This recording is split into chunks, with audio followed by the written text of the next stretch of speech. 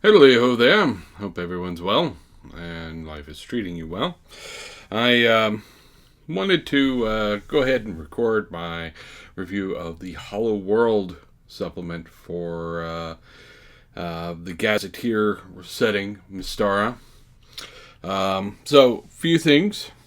This is after most of the Gazetteers of the quote unquote known world have come out. There are a few hints in a couple of places. There's a hint in one adventure and another hint in a couple of Gazetteers about the Hollow World, and flat out, expressly talked about in the Shadow Elves and the Togwin clans. But it actually, in the Hollow World's supplement, is a whole nother setting inside the known world, literally inside the known world.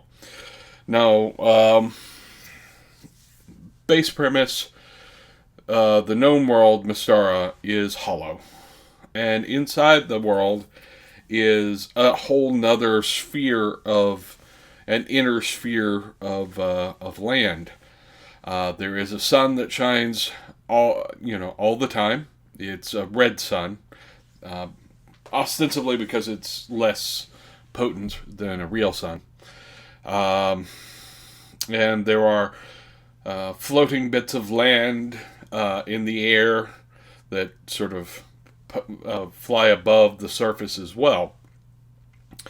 Uh, the Hollow World is, in the supplement, uh, presented in such a way that the assumption is you're going to take characters from a normal D&D setting and bring them into the Hollow World. They do give rules for playing characters starting in the Hollow World, but based on how they present everything, the assumption appears to be that you would be playing characters from the surface world coming in.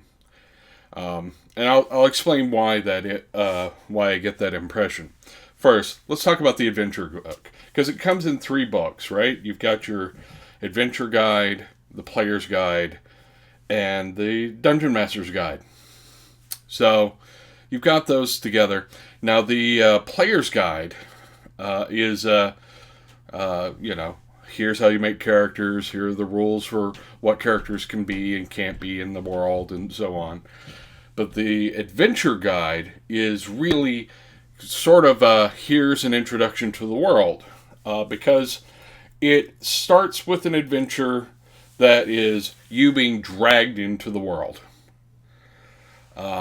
You as your player character being dragged on a ship through a tunnel that brings you into the inner world. And this sort of sets the tone for a lot of the things. A lot of the descriptions in the Dungeon Master's Guide is about how to present this to people who are from the surface world. Campaign ideas about how to allow characters from the surface world into the Hollow World. It really does present these options in that vein.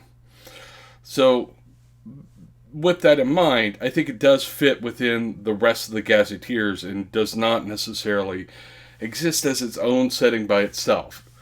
It does have the options to play characters from the Hollow World. The Player's Guide does give you some details. And due to the sort of backstory of the world, they have different character restrictions in the inner world. The Player's Guide specifically talks about things like spellcasters needing a minimum 16 and an appropriate stat to be that kind of caster. Clerics must have a 16 in wisdom. Magic users must have a 16 in intelligence. Same with elves. It's and druids and so on. They go out of their way to make sure you understand magic users of any stripe, whether it's a magic user, a cleric, or a druid, or what have you, is much more an exception in the inner world than it is in the surface world. They even went so far as to introduce a new class, the Elven Warrior class, for people who were playing elves but didn't have the stats to justify being elves. Because the spellcasting elves from the surface world are harder to get into. They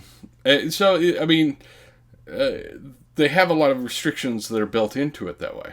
Now, the base concept, of course, it being this interior world, it's an old concept. A lot of 19th century writing about the idea. The Nazis seemed very fond of it.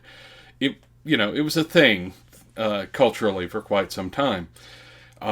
One of the things that comes with that is the notion of a hidden or lost world that is located inside the surface, in the inner world. Now, the way they manifest this in the story of Hollow World is interesting. They put a lot more focus on the immortals in this. One of the things I find interesting is in none of the other gazetteers do you see a list of all the immortals in Mystara. In Hollow World, you do, because they play a much firmer hand on what's going on in the Hollow World. The base story is it was a sort of untouched place until one of the earliest gods to develop on Mystara, or not gods, immortals. Yeah, I'll reiterate this point. There aren't the traditional gods in Mystara. All of the characters that are immortals, which would fulfill the role of gods, I mean, they have clerics and all that, evolved from, they were once essentially player characters at some point.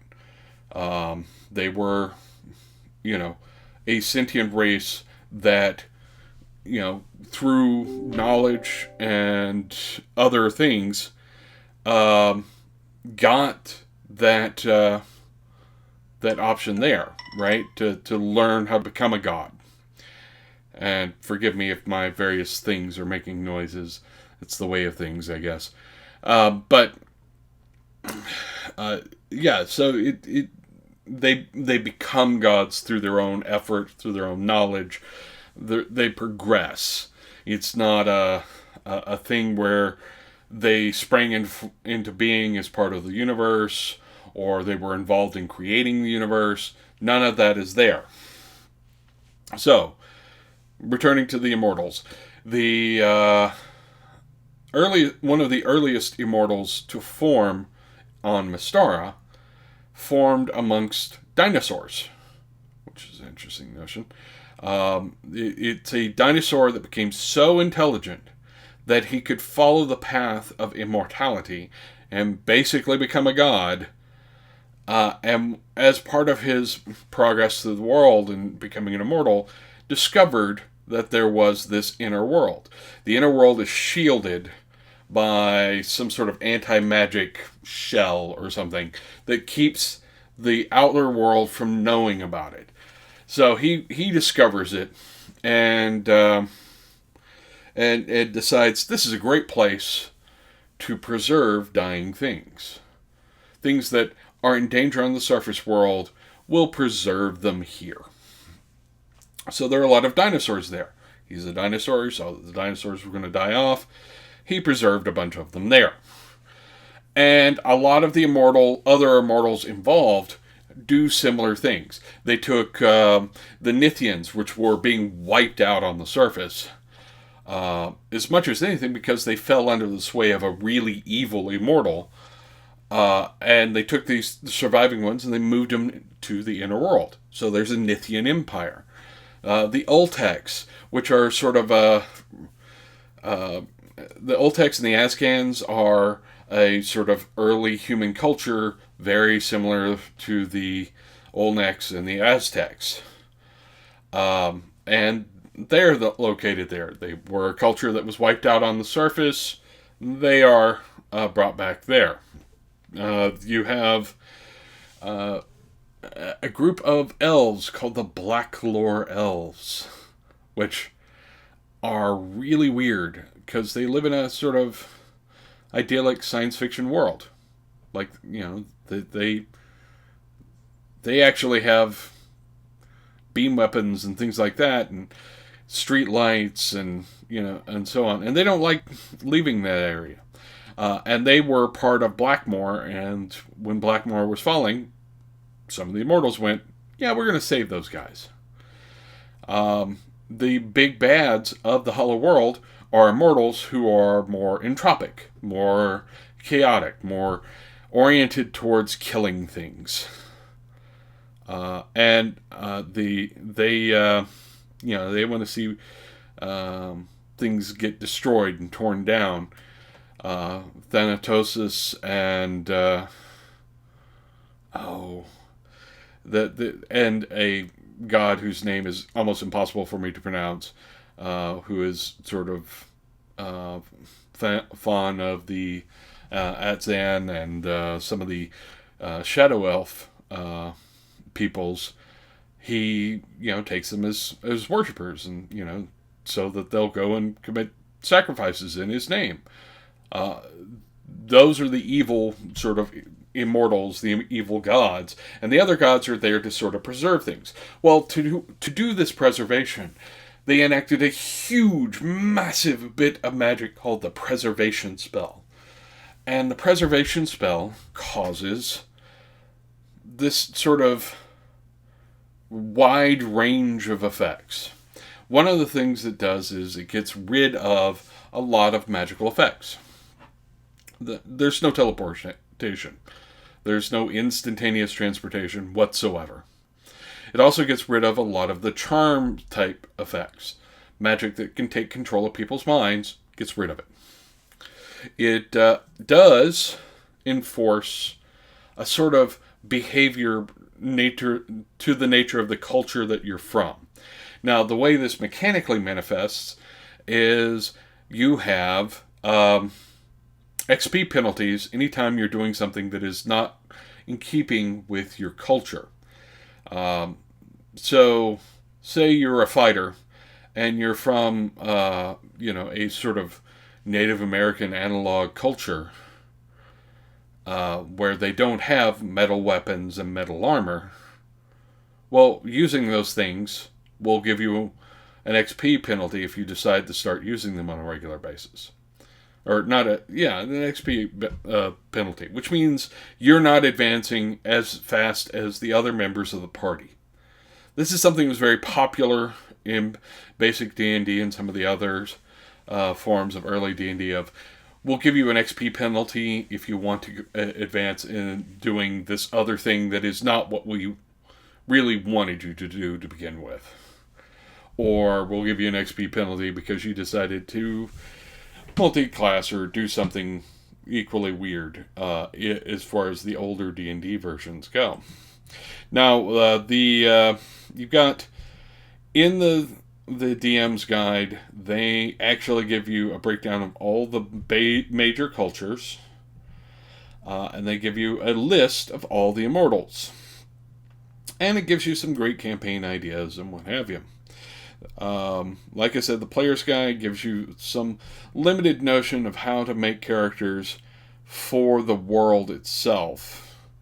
The characters that are from there. It does give you some character options for characters from the outer world brought in, but from my broad sense, it's more about characters that are from there. And basically boils down to there are a lot more restrictions on them there. That said, the preservation spell also tends to prevent major cultures from being wiped out. No culture quite gets the upper hand on any other culture, despite the fact that they have innate conflicts and often bump into each other. They don't ever have enough will or resources to decide, no, we're just going to wipe those guys out and take over. That never happens in the thousands of years that it's going on. So they're caught in a permanent sort of stasis. They don't advance culturally. They don't advance technologically. They pretty much stay the same as they were when they preserved, when they were brought into the Hollow World. Now, that's, a broad swath of what you find there. You've got some Greek culture analogies running around in the same realm as some sort of Sumerian, like Conan-esque cultures. You've got the cultures that are sort of other northern tribes. You have some Neanderthals, like I'm a caveman type cultures. You have the Black Lore elves, which is off being their own thing. There's a whole branch of elves that are deeply saddened at the fall of glory of the world or something. You've got a bunch of different cultures that are sort of tossed in there. And it makes for some interesting gonzo action notions. Another thing that is interesting is there's a large swath of this world that they don't describe. The Hollow World is filled with things that you just don't know that much about. This is ostensibly so that the Game Master can toss in things that they want to add. Say you want to add a samurai style culture there, sure, it's over there in that space that hasn't been defined yet. You could put them on one of the floating continents that, the big land masses that float above the surface, inner surface of the world. That is certainly an option. And so they put a lot of emphasis on letting the Game Master come up with their own things and tossing them in there. But it is also deliberately structured so that you can't change anything there. Sure, you can form your little kingdom there, like you can on the surface. And there are dogs. You can form them up there, but you don't end up with the same flexibility that you do on the surface, because you can't change the cultures of the people you're taking over. They will stay the same. So you may be a much more modern thinking sort of Renaissance era type, but you can't convince the group of cavemen to suddenly act like they're not cavemen. The spell prevents them from doing so. You could have them as your tribesmen, but they will still be cavemen. You can't train them to not be. So, it's an interesting idea. I think Hollow World is certainly an interesting little chapter in the Gazetteer worlds. I think ultimately it didn't follow through enough, but it's still pretty cool. I think if you're looking for an interesting sort of, here's a really interesting way of bringing in characters from a more traditional D&D game and putting them in an unusual circumstance, this is a good setting for it. They're wandering around in a world where nothing is familiar, and the characters that they run into have some odd things about them that don't make a lot of sense. And the sun is always in the sky, and you might be chased by dinosaurs at any point. It's definitely filled with sort of wonderful gonzo action notions. But it feels like, here's a thing we're going to follow up on. And I don't know that they ever actually followed up on it. I don't know that they actually put a lot of work into defining more of the Hollow World to make it an interesting place that sort of lives and breathes on its own. The box set was, pretty impressive back in the day. It had a big map and everything. The PDF is maybe not as impressive by itself, but it's still interesting. I do recommend that you go check it out if you are a big Gazetteer fan, if you're a fan of Mystara. Just so you get some... It gives you some extra pictures of some of the things that are mentioned in the other Gazetteers that went away in ancient times. They're here. They're in the Hollow World. It's also good for getting a list of all the immortals. One of the things I do find interesting is they have a bunch of original, immortal god names, except the Norse myth. Like all the Norse, uh, well, they don't list all the Norse gods, but the Norse gods are the immortals in this. And they actually talk about their backstory as what they were before they became the Norse gods, which is an interesting tack. It's a little interesting take on those characters. It's not something that you would normally expect to see. But anyway, that's my brief rundown on Hollow World. I think it's worth checking out, especially for the price that you could get it on DM's Guild. But I don't know that I would want to use it on a regular basis, unless I already had people who were sort of already super familiar with Mystara in the Gazetteer sense, but not already familiar with Hollow World, because then you do get that enjoyable clash of cultures, which is what it's built to do. And coming in fresh now, I don't know that I would be able to get that same sense for people making characters now who weren't all, if I said, hey, I'm going to run a D&D game set in the Gazetteer world, I'd get some people who would be, okay, that's cool, I remember that. But a lot of people have never even heard of it.